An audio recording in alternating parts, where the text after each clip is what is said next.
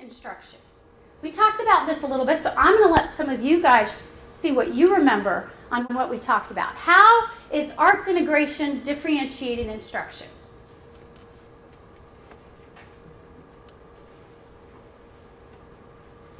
It ties to Gardner's theory of multiple intelligences because some students are more musically driven, some students are more visually arts driven, so you can differentiate based on the student's particular learning needs.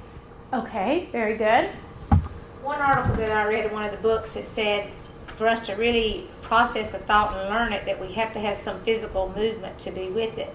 And the author had said even in there that like she would take notes, even though she would never look back, that physical movement of it. And then when students can relate a physical movement they've made, an art that they've done, music with it, that it solidifies that idea to them and helps it to become real learning. Okay, very good. Well, the different types of learning styles, and I can't list them all, but whether it's interpersonal, kinesthetic, musical, whatever it is, the arts hit almost all of those. I mean, if you think through each one, the arts are going to touch on those in some way. Very good. It also gives them a different venue to show their proficiency, to demonstrate what they know. Okay. How many of you? Yes, Phil. I was even going to say, some people are more literal, so some of the standard stuff, like write something, fine, but other people are creative, so they want that freedom to be able to express what they know in a drama or in a dance or music or even a creative story, something like that to go along with that. So it really helps those different types as well. Okay, very good. How many of you remember this integration matrix that I passed out during our classes? Remember I said, for those of you who had not seen this before, this was a very good, I called it a cheat sheet, or not really a cheat sheet, let's use a better term. A creative instigator. How's that? I like to be an instigator. That means you're using your imagination. 1, 2, 3, 4, 5, 6.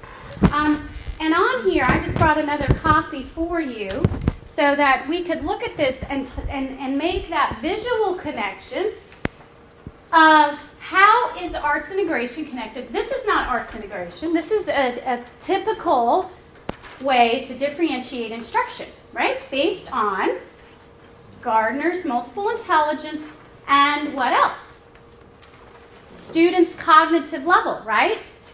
Because we know that a lot of our students may be functioning at the lower knowledge and comprehension level, and some of our students, here we go again about different abilities, right?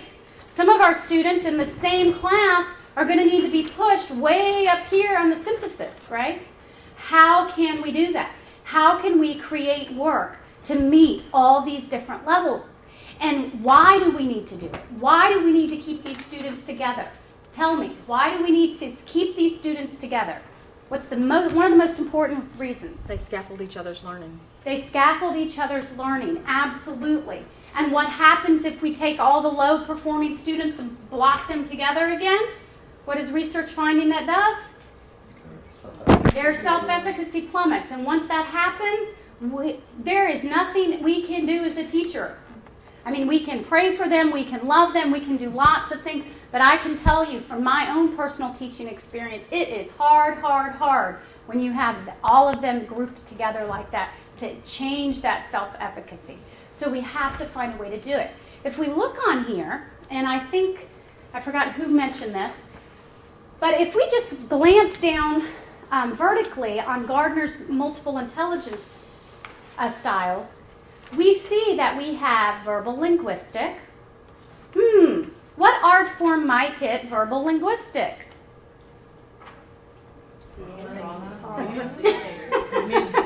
Okay, music. What else? Drama, right? Okay, what about visual spatial? What art form might hit visual spatial? Visual arts. Visual arts. You guys are brilliant. What else might hit visual spatial? Yes, costuming, visual arts in drama. What else? Photography. Dance, yeah. Photography, good. Logical, mathematical. What art form might hit logical, mathematical? Music. Okay. What else? Visual arts, right? What about the naturalist?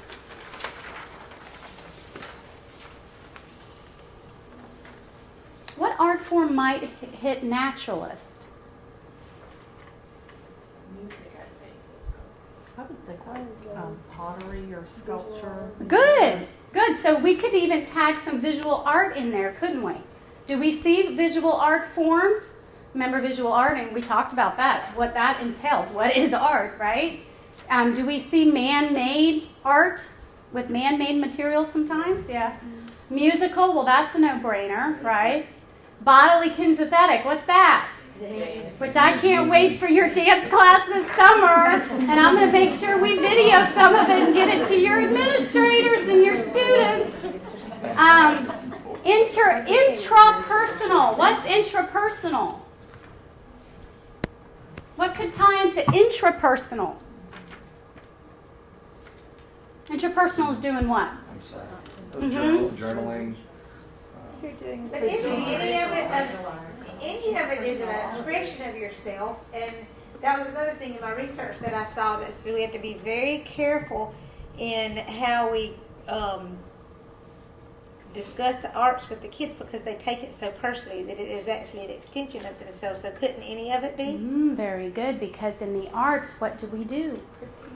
We critique. What else? We create, right? We perform, right? So in all of the art forms, we're creating, aren't we? Right? So very good. Intrapersonal is, with all of them, it's forcing them to do that. Even if it's not their strength, they are going to tap into that. What about interpersonal? What about our schmoozin kids and our ones that have to be the center of attention and know everybody? That's my favorite one. Just be able to collaborate, any of the arts, to collaborate with other students to get good ideas, and even take, like we've done stories, we start off with one group and they pass it on to another group, so they're always building on what each other's doing. Very good, very good. And our I mean, a lot of the art forms can touch into interpersonal, but perhaps maybe the one we might think of automatically is what? Yeah, drama, right? The ones who love to get up and perform and interact.